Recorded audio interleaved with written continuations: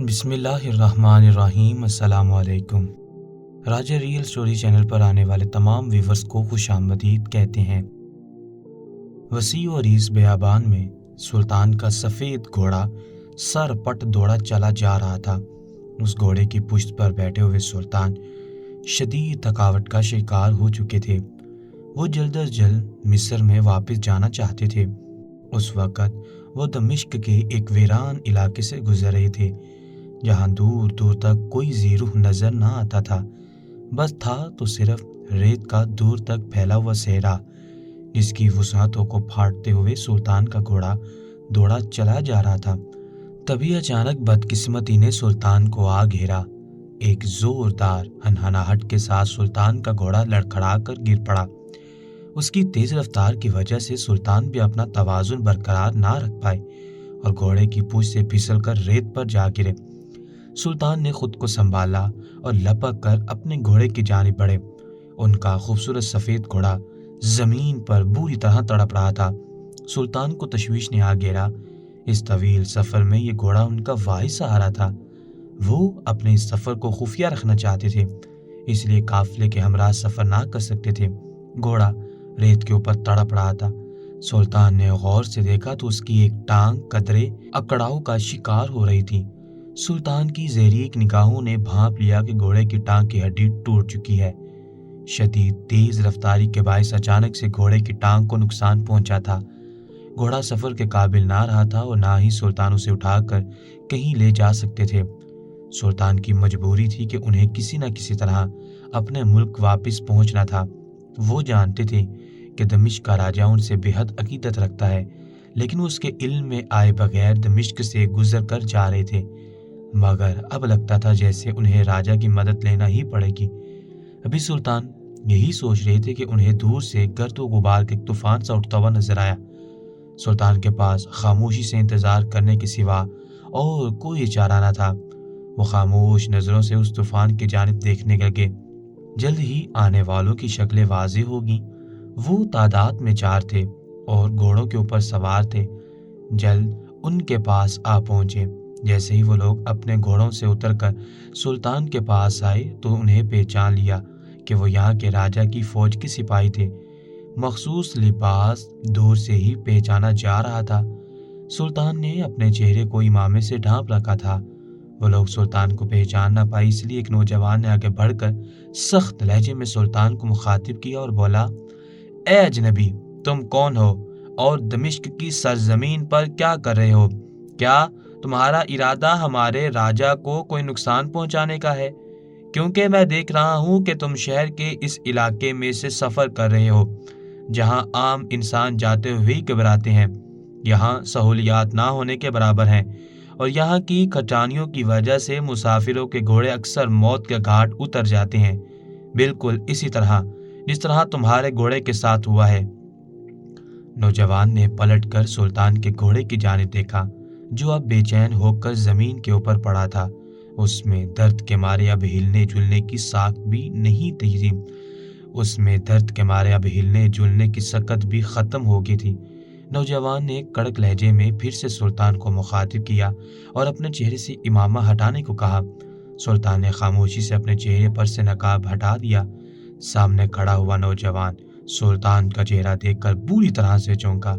उसके पीछे खड़े हुए 3 सिपाही भी हैरान रह गए। उन्होंने सुल्तान को पहचान लिया था। यकदम उन तीनों ने अपना सर झुकाकर सुल्तान को ताज़ीम पेश की थी। इस नौजवान ने सुल्तान से बास परस की थी। वो शर्मिंदा लहजे में सुल्तान से माफ़ी मांगने लगा। सुल्तान ने उसे मुखातिब किया और बोले, तुम्हें माफ़ी मांगने की कोई ज़रूरत नहीं है। तुम अपना फ़र्ज़ अदा कर रहे थे और मुझे खुशी है कि तुमने बगैर किसी डर और झिझक के मुझसे सवाल किया। यकीनन तुम्हें अपने मुल्क दमिश्क की सलामती अजीज़ है। मुझे एक सफ़र दरपेश था जिसमें मुझे दमिश्क से गुजरना ज़रूरी था, मगर मैं तुम्हारे राजा को तकलीफ़ देना नहीं चाहता था। मगर अब मेरी मजबूरी बन गई है कि मैं तुम्हारे राजा के सामने दरख्वास्त करूं कि वो मुझे अपने पास रिहाइश का मौका दे, जब तक कि मेरा घोड़ा तंदुरुस्त नहीं हो जाता, या फिर मुझे अपने घोड़ों में से एक तंदुरुस्त घोड़ा मुहैया करे ताकि मैं अपना सफ़र जारी रख सकूं। नौजवान सिपाही सर हिलाने लगा और बोला, हम आपको बखैर आफियत राजा के महल तक ले जाएंगे। اس کا فیصلہ راجا خود کریں گے کہ وہ آپ کو اپنے پاس رکھ کر آپ کی مہمان نوازی کرنا چاہتے ہیں یا پھر وہ آپ کو گھوڑا دے کر خوشی خوشی رخصت کرنا چاہتے ہیں۔ آپ بے فکر ہو کر ہمارے ساتھ چلیں، ہم جلد ہی آپ کے اس بیمار گھوڑے کو بھی محل لے جانے کا انتظام کر لیں گے۔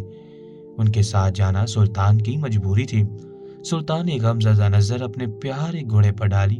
اسے وہاں اس طرح چھوڑ کر جانا سلطان کی مجبوری تھی، مگر وہ جانتے تھے کہ یہ سپاہی ان کے گھوڑے کو کسی نہ کسی طرح مہر پہنچا دیں گے جہاں وہ صحتیاب ہو جائے گا۔ سلطان ان سپاہیوں کے ساتھ ان کے لائے ہوئے گھوڑوں میں سے ایک پر سوار ہو گئے اور یہ قافلہ دھول اڑاتا ہوا دمشق کے راجا کے محل کی جانب روانہ ہو گیا۔ جلد ہی یہ لوگ راجا کے محل کے سامنے جا پہنچے۔ دمشق کا راجا یوں تو بہت ایماندار اور نیک دل انسان تھا اور اپنی رعایا کا بے حد خیال رکھتا تھا، مگر نہ جانے کیوں سلطان کو اس کا چہرہ بجھا بجھا سا محسوس ہوا۔ وہ محل کے دربار میں خاموشی سے بیٹھا تھا۔ اس نے دونوں ہاتھوں میں اپنے سر کو گے رکھا تھا، یوں جیسے کسی گہری سوچ میں غرق تھا۔ جب سپاہی سلطان کو لیے محل کے اندر داخل ہوئے، دو سپاہیوں نے آگے بڑھ کر راجا کو اطلاع دی کہ وہ اپنے ساتھ مصر کے سلطان کو لے کر آئے ہیں۔ راجا یک دم چونک اٹھا اور لپک کر آگے بڑھا۔ سلطان کو دیکھ کر اس کے چہرے پر بے حد خوشی پھیل گئی تھی۔ اس نے آگے بڑھ کر سلطان کے دونوں ہاتھوں کو تھاما اور بوسہ دیا۔ وہ سلطان سے بے حد متاثر نظر آ رہا تھا۔ جبکہ وہ بولا تو اس کے لہجے سے عقیدت چھلک رہی تھی۔ وہ کہنے لگا، میرے سلطان، آپ نے بہت اچھا فیصلہ کیا کہ آپ محل میں تشریف لے آئے ہیں۔ میری شدید خواہش ہے کہ آپ چند دن میرے پاس قیام کریں۔ میں آپ سے چند ایسے معاملات کے اوپر رائے لینا چاہتا ہوں جنہوں نے ملک میں بگاڑ پیدا کر رکھا ہے۔ راجا کے لہجے میں پریشانی تھی۔ سلطان ایک دم چونک گئے۔ ان کا ارادہ تو یہ تھا کہ وہ راجا سے ایک تندرست گھوڑا لے کر جلد از جلد مصر کی جانب روانہ ہو جاتے، مگر راجا نے انہیں رکنے کے لیے اس حد تک اصرار کیا کہ سلطان مجبور ہو گئے۔ دوسرا، انہیں اس بات کی پریشانی تھی کہ دمشق میں مسلمانوں کو ایسا کون سا خطرہ ہے جس کی وجہ سے راجا بے حد پریشان تھا۔ مسلمانوں کی سلامتی کے لیے سلطان کچھ بھی کر سکتے تھے۔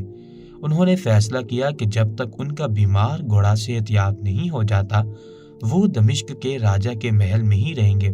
جب سلطان نے راجا کو یہ اندیا دیا کہ انہوں نے اس کی بات مان لیا تو راجا بے حد خوش ہوا۔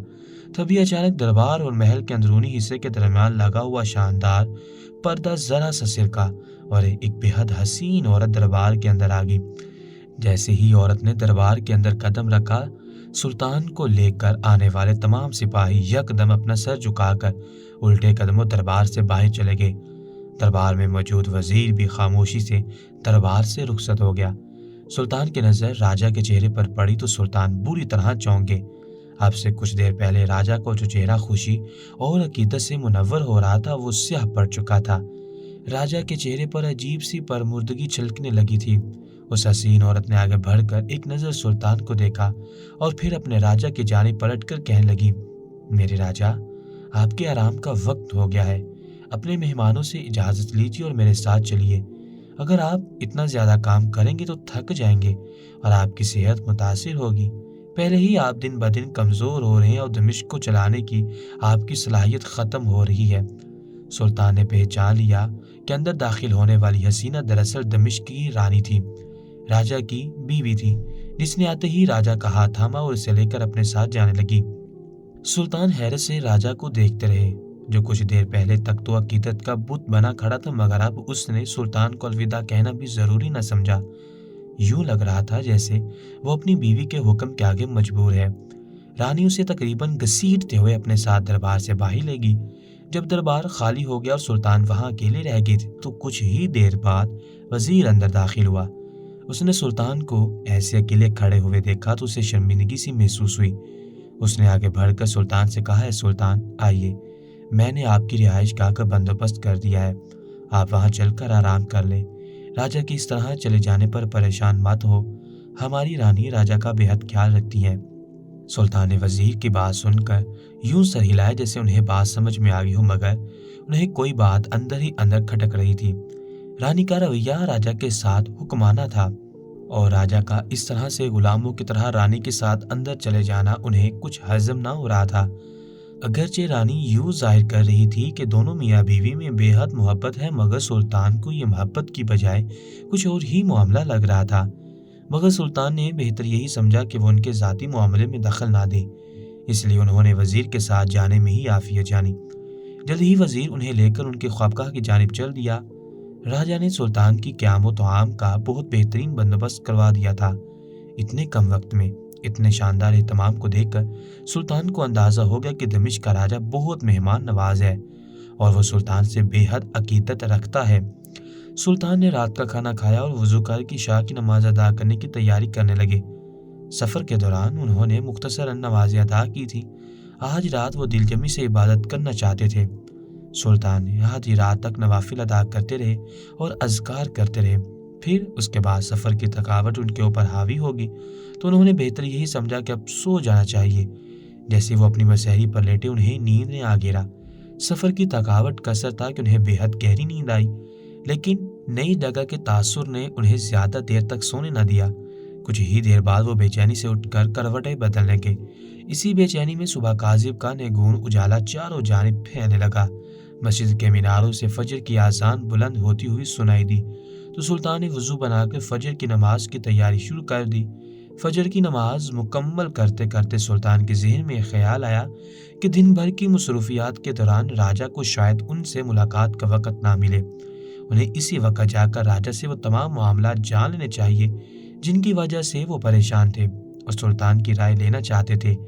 سلطان نے اپنی دعا مکمل کی اور جائے نماز سمیٹ کر اٹھ کے خوابگاہ سے باہر نکلے۔ انہیں اندازہ ہو گیا کہ محل میں گہری خاموشی تھی۔ سلطان کو ذرا سا تعجب ہوا۔ مصر میں فجر کی اذانوں سے کچھ دیر پہلے ہی تمام محل جاگ جاتا تھا۔ نماز کی پابندی وہاں کے ہر فرد کا خاص شیوا تھی۔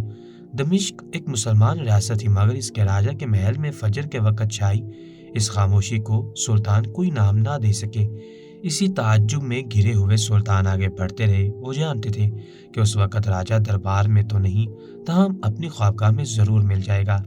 اسی لیے سلطان مختلف راہداریوں میں سے گزرتے ہوئے سیدھا راجا کی خوابگاہ تک پہنچے۔ خوابگاہ کا دروازہ بند تھا۔ سلطان جانتے تھے کہ رانی اور راجا علیحدہ علیحدہ کمروں میں رات گزارا کرتے تھے۔ یہ بادشاہت کا ایک اندیکھا انسنا اصول تھا، کیونکہ سلطنت کے راجا کو کسی بھی وقت نیند سے اٹھایا جا سکتا تھا اور اس وقت میں ان کے ساتھ ان کی زوجہ کی موجودگی اچھی بات نہ تھی۔ سلطان نے راجا کی خوابگاہ کے دروازے پر دستک دی۔ ایک بار دستک دینے پر کوئی جواب نہ آیا۔ سلطان نے دوسری بار دستک دی اور تب بھی دروازہ نہ کھلا تو سلطان کو بے حد حیرت نے آن گھیرا۔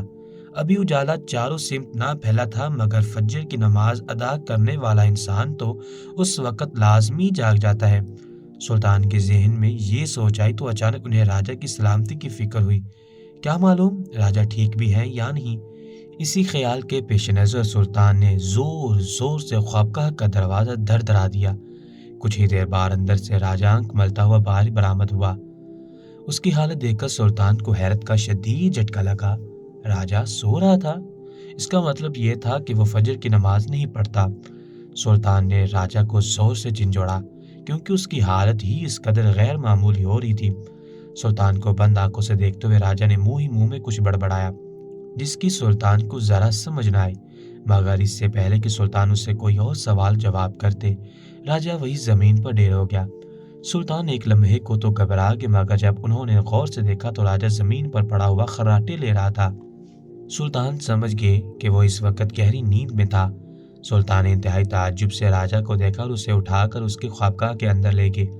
راجا کو انتہائی احتیاط سے سلطان نے مسہری پر واپس لٹا دیا۔ وہ جانتے تھے کہ جس شخص کو اس کا ضمیر فجر کے وقت نہ جگا دے، اسے دنیا کا کوئی انسان نہیں جگا سکتا۔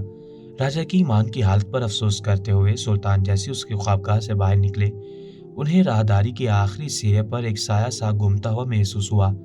محل میں کسی کا جاگنا اجنبی کی بات نہ تھی، مگر حیرت کی بات یہ تھی کہ راہداری کے آخری سرے پر سلطان نے ایک دلہن کی جھلک محسوس کی تھی۔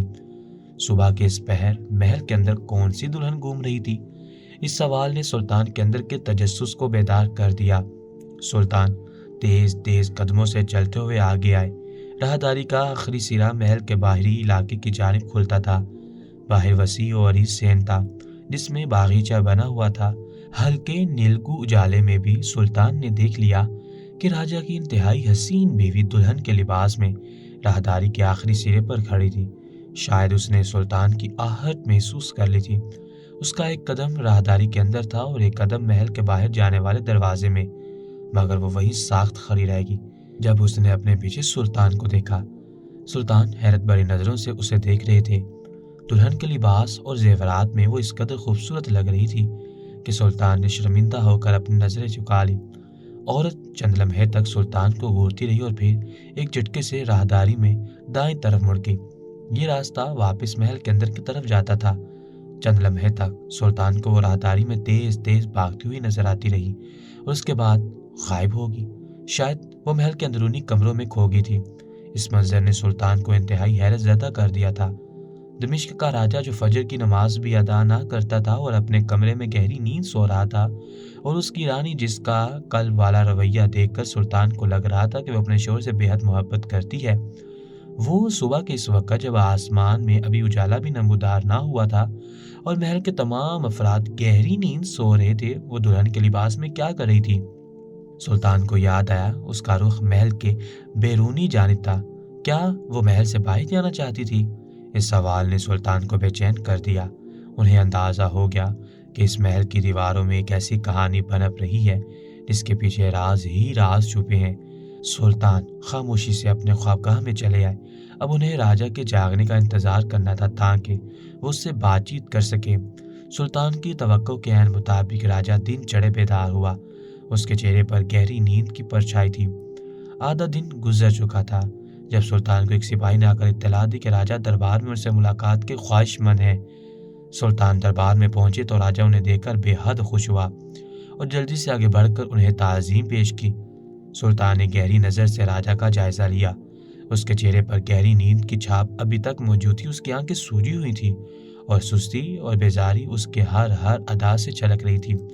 सुल्तान ने रस्मी सलाम दुआ के बाद राजा से पूछा, है मेरे दोस्त, अगर आप बुरा ना माने तो क्या मैं आपसे एक सवाल कर सकता हूँ? आपकी ज़ाहरी हालत देखकर ऐसा महसूस होता है कि आप बीमार रहते हैं, मगर मुल्क के तमाम उमूर दुरुस्त तरीके से चला रहे हैं। आखिर ऐसा क्या है कि मुझे आपके चेहरे पर ताजगी महसूस नहीं हो रही, बल्कि एक बीमारी की परछाई सी नजर आ रही है? सुल्तान की बात सुनते ही राजा के चेहरे पर साया सा लहरा गया। वो कुछ देर खामोश बैठा सोचता रहा और फिर कहने लगा, आपने बिल्कुल ठीक पहचाना है सुल्तान। मैं वाकई अपने अंदर दिन ब दिन तवानाई की कमी महसूस करता हूँ। मुझे लगता है कि मैं अंदर से खोखला होता जा रहा हूँ। शाही हकीम और तबीब ये बताते हैं कि मुझे कोई बीमारी लायक नहीं है। मेरे तमाम अज़ाब बिल्कुल दुरुस्त काम कर रहे हैं, मगर ना जाने क्यों मैं अपने आप को तंदुरुस्त महसूस नहीं करता। यूं ही बैठे बैठे मेरा दिल अचाट हो जाता है। मैं अपनी रियाया और मुल्क से बेहद मोहब्बत करता हूँ। शायद यही वजह है कि अब तक मैंने बादशाहत के इस भारी ताज को अपने सर पर संभाल रखा है।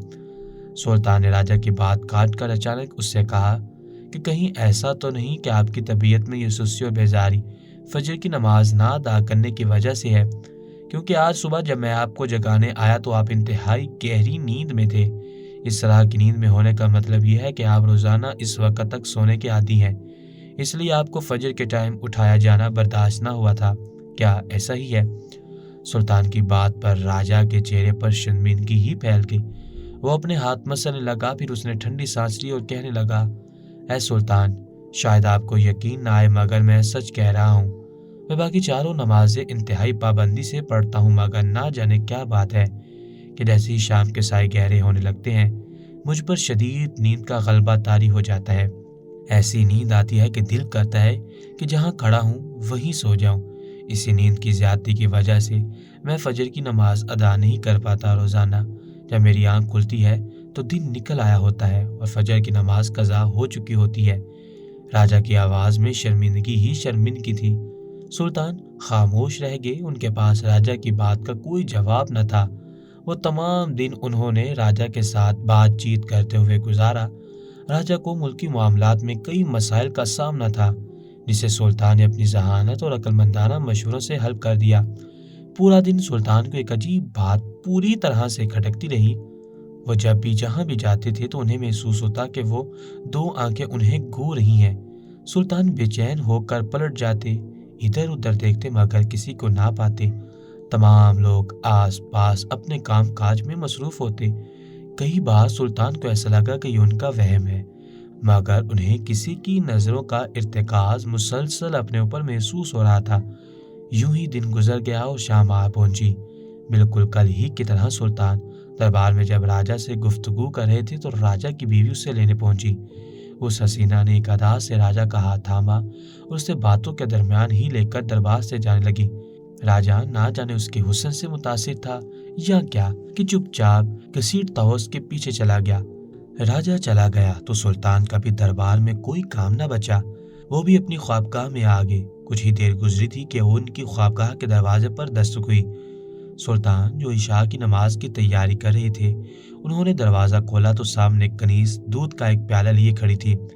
कनीज ने अपने चेहरे को ढांप रखा था।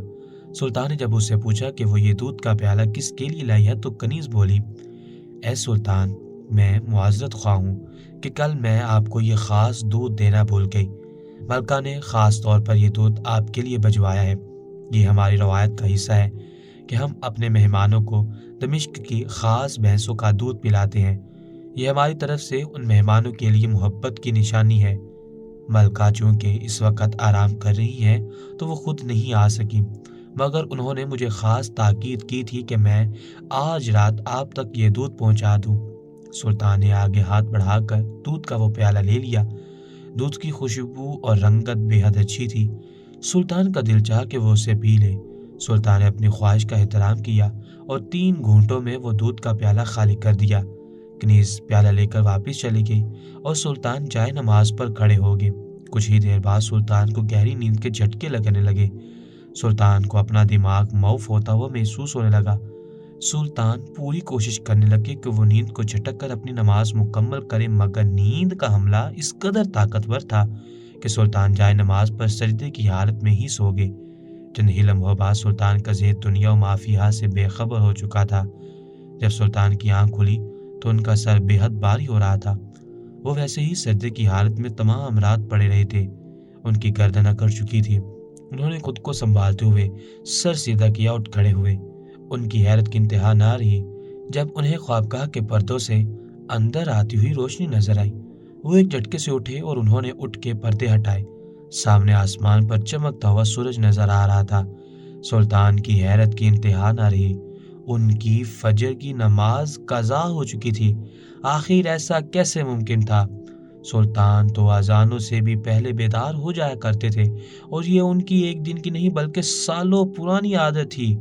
सुल्तान ने अपना सर पकड़ लिया। उन्हें यकीन आ रहा था कि उन्होंने आज अपनी फजर की नमाज सिर्फ नींद की वजह से कज़ा कर ली है।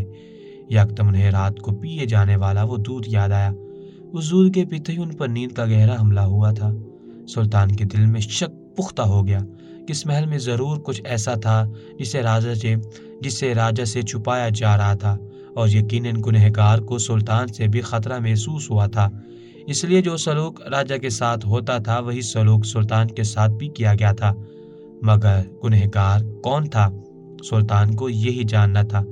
वो तमाम दिन सुल्तान का बेहद बेजारी से गुजरा। वो चूंकि नज़रों से अपने आसपास घूमने वाले अफराद का जायजा लेते रहे, मगर उन्हें कोई मशकूक शख्स नजर न आया। पूरा दिन गुजर गया और रात आ पहुंची। रानी राजा को लेकर ख्वाबगाह की जानिब चले गई और सुल्तान अपने कमरे में आ गए। कुछ ही देर के बाद कनीज दूध लेकर आ गई। सुल्तान ने फैसला कर लिया था कि आज वो ये दूध नहीं पियेंगे। सुल्तान ने खास हिकमत अमली से दूध को ज़ाया कर दिया और प्याला कनीज को वापस कर दिया। कनीज मुस्कुराती हुई चली गई। सुल्तान ने जाए नमाज पर खड़े होकर नमाज अदा करनी शुरू कर दी। वो महसूस कर रहे थे कि आज उन पर नींद का शायबा तक न था। वो बिल्कुल चाको चौबंद थे, हमेशा की तरह। सुल्तान ने पूरी रात बेचैनी से काट दी। वो बार बार बाहर निकलते और महल की राहदारी में झांकते। उन्हें इंतजार था तो सिर्फ उस दुल्हन का जो फजर के वक़्त बेदार होती थी, और सुल्तान जानते थे कि यकीनन उस वक़्त में ऐसा कुछ ख़ास ज़रूर है जिसे राजा से छुपाया जाना ज़रूरी था। इसलिए तो उस राजा को इस वक़्त गहरी नींद सुला दिया जाता था। सुल्तान का शक दुरुस्त निकला। फजर की अजानों के साथ ही सुल्तान ने तेज़ी से नमाज अदा की और राहदारी में छुप कर खड़े हो गए। कुछ ही देर के बाद राजा की हसीन बीवी अपनी ख्वाबगाह से बरामद हुई। उसने दुल्हन का सा हसीन रूप इख्तियार कर रखा था। धीमे धीमे कदमों से चलती वो इर्द गिर्द देखती चली जा रही थी। सुल्तान की ख्वाबगाह के बाहर आकर उसने एक अस्तहिज़ा नज़र ख्वाबगाह के दरवाजे पर डाली और बोली, ए मिस्र के सुल्तान, औरत के मकर को तो दुनिया का कोई मर्द नहीं पकड़ सका। तुम क्या चीज़ हो? तुम्हें क्या लगा तुम मुझ पर नज़र रखकर मेरे राजा को मेरे खिलाफ वर्गला सकते हो? ऐसा कभी नहीं होगा। अब सोते रहो मीठी नींद। हसीना मुस्कुराते हुए आगे बढ़ गई। वो नहीं जानती थी कि सुल्तान उस पर नजर रखे हुए हैं। उस दुल्हन ने खामोशी से महल की राहदारी अबूर की और बाहर सेन में जा निकली। कुछ ही देर बाद सुल्तान ने उसका पीछा किया। वो बागीचे की जानिब तेज तेज कदमों से चली जा रही थी। सुल्तान भी मुनासिब फासला रखकर उसके पीछे थे। सुल्तान के कदमों के चाप ना होने के बराबर थी और कुछ ही देर के बाद सुल्तान ने वो मंजर देखा जिसने उन्हें शर्मिंदगी के समंदर में गर्क कर डाला। राजा की हसीन बीवी अपने एक गुलाम के साथ इंतहाई गैर हालत में थी। उन दोनों की बातें सुनकर सुल्तान को अंदाजा हुआ कि दमिश्क के राजा की जान किस कदर खतरे में है। वो हसीना अपने महबूब से कह रही थी, मेरी नशावर दवा राजा को अंदर से खोखला कर दिया है। वो जल्द ही मर जाएगा। उसके बाद मैं तुमसे शादी करके तुम्हें इस मुल्क का राजा बना दूंगी। दमिश्क पर तुम्हारा राज होगा और मैं और तुम मोहब्बत से रहेंगे। उस राजा की कमजोर सेहत ने तो मुझे कभी कोई खुशी ना दी, यहाँ तक कि वो मुझे एक बच्चे की खुशी भी ना दे सका। मुझे यकीन है कि तुमसे शादी करने के बाद मेरी जिंदगी पुरसुकून गुजरेगी। उनकी बातों ने सुल्तान को अच्छे से समझा दिया था कि वो क्या चाहते हैं। उनके गुनाह पर वर लम्हात सुल्तान से मजीद ना देखेंगे और वो पलटकर अपनी ख्वाबगाह में चले गए। मगर उन्होंने फैसला कर लिया था कि वो अपने दोस्त की इस बीवी को सबक जरूर सिखाएंगे। अगले दिन जब दरबार में सुल्तान राजा के साथ मौजूद थे तो सुल्तान ने राजा से कहा कि वो अपनी बीवी को दरबार में बुलाए। राजा ने सुल्तान की बात मान ली और उसे कुछ ही देर के बाद राजा की हसीन बीवी छोटे छोटे कदम उठाती हुई दरबार में दाखिल हुई। सुल्तान ने अपने सामने प्याले में खास मशरूब सजा रखा था। जैसे ही राजा की बीवी दरबार में दाखिल हुई, सुल्तान ने उसका इस्तकबाल किया तो वो मुस्कुराते हुए राजा के साथ आकर बैठ गई। सुल्तान ने अपने सामने पड़ा हुआ प्याला उठाया और उसकी जानिब बढ़ा दिया। ऐ मलका, मुझे इल्म हुआ है कि आप औलाद की बेहद ख्वाहिशमंद हैं। आपके शोहर ने मुझे दबे अल्फाजों में बताया है कि आप दोनों अरसा दराज से वालिदैन बनने के ख्वाहिशमंद हैं, मगर कुछ तिब्बी पेचीदगियों की वजह से आपके यहाँ औलाद नहीं होती है। हिकमत मैं जानता हूँ, अगर आप मेरा दिया हुआ ये मशरूब पिएंगी तो बहुत जल्द आपके यहाँ औलाद हो जाएगी। अल्लाह के हुक्म से आपके अंदर की तमाम कमियां इससे दूर हो जाएंगी। सुल्तान की बात सुनकर उस हसीना के चेहरे पर सुरमाइगी सी फैल गई। उसने सुल्तान को मना करना चाहा, मगर उसका शोहर साथ ही बैठा था। वो जानता था कि उसकी बीवी औलाद की कितनी ख्वाहिशमंद है और सिर्फ औलाद ना होने की वजह से उन दोनों के आपस में किस कदर इख्तलाफात होते हैं। इसलिए उसने अपनी बीवी को मजबूर कर दिया कि वो प्याले में मौजूद मशरूब पी ले। राजा की बीवी ने जोर से पाँव जमीन पर पटका, मगर उसके पास और कोई रास्ता न था। उसने खामोशी से प्याले में रखा हुआ मशरूब पी लिया और अपने कमरे की जानिब चली गई। सुल्तान मुस्कुरा दिए, उन्हें बस अब रात का इंतजार था। शाम होते ही महल में उस हसीना की जोरदार चीखें गूंजने लगी। राजा लपकते हुए उसकी ख्वाबगाह की जानिब बढ़ा। सुल्तान भी उसके साथ थे। दौड़ दौड़ कर कनीज़ें उसके कमरे की जानिब जा रही थी। अंदर से चीखों की आवाज़ें मुसलसल आ रही थी। इससे पहले कि सुल्तान और राजा उसकी ख्वाबगाह में दाखिल होते, वो दौड़ती हुई अंदर से बाहर निकली। उसका चेहरा देखकर जितने लोग वहाँ मौजूद थे, सबके सब ने मुंह पर हाथ रख लिया। उस हसीना के चेहरे, गर्दन और हाथों पैरों पर अजीब किस्म के फोड़े निकल आए थे, जिनमें से खून और पीप रस रही थी। सुल्तान मुस्कुरा दिए। ये उनके दिए हुए मशरूब का कमाल था। राजा की बीवी तड़प रही थी और कह रही थी कि उसके हसीन चेहरे को किस जालिम की नजर लग गई है। राजा समेत महल के कई सिपाहियों और वजीर हैरत भरी नजरों से अपनी मलका को देख रहे थे। तभी अचानक मलका की नजर उस गुलाम पर पड़ी जिसके साथ वो गुनाह में मुलव्विस थी। वह लपक कर आगे बढ़ी और उस गुलाम के दोनों हाथ पकड़ लिए। गुलाम ने जब उसके चेहरे और हाथों की करीहा हालत देखी तो अपने आप को छुड़ाने लगा। मलका की हैरत की इंतहा न रही। वो जोर जोर से चिल्लाने लगी, तुम मेरे महबूब हो। मैंने तुम्हारे साथ ताल्लुकात में हर हद पार कर ली, यहाँ तक कि मैंने अपने शोहर को मार कर तुम्हें राजा बनाने का भी वादा कर लिया था। मैंने अपने और अपने शोहर के अज़वाजी ताल्लुक का भी लिहाज न किया। अब तुम मेरा चेहरा देखकर मुझसे दूर भाग रहे हो। गुलाम अपने आप को जितना छुड़ाता, मलका उतना उससे लिपटती जाती थी। राजाए दमिश्क के लिए यह सदमा नाकाबिले बर्दाश्त था कि उसकी बीवी उसे धोखा दे रही थी। वो लड़खड़ा कर जमीन पड़ा। सुल्तान ने उसे संभाला, उठाकर नशिस्त पर बिठाया। गुलाम मलका से अपने आप को छुड़ाकर भाग गया था। साथ ही साथ वो ये कहता जा रहा था, ये एक चुड़ैल है, अब इसकी करिहा शक्ल वाली चुड़ैल से कौन शादी करेगा। मुझे नहीं चाहिए ऐसी बादशाहत जिसके एवज मुझे ऐसी बदशक्ल औरत से शादी करनी पड़े। मलका रोते रोते वही जमीन पर बैठ गई। सुल्तान ने जब देखा कि शाही हकीम दौड़ा चला आ रहा है तो उन्होंने शाही हकीम को इशारा किया। वो सीधा सुल्तान के पास आ गया। सुल्तान ने उसे वो मखसूस दवा बता दी जिसके जरिए मलका के चेहरे पर निकलने वाले फोड़ों का इलाज हो सकता था। शाही हकीम समझ गए और कनीज मलका को उठाकर अंदर ले जाने लगी ताकि शाही हकीम उसका इलाज कर सके। मलका के अंदर जाने से पहले सुल्तान उसे मुखातिब किया और बोले, बदकारी और गुनाह का अंजाम हमेशा घिनौना होता है।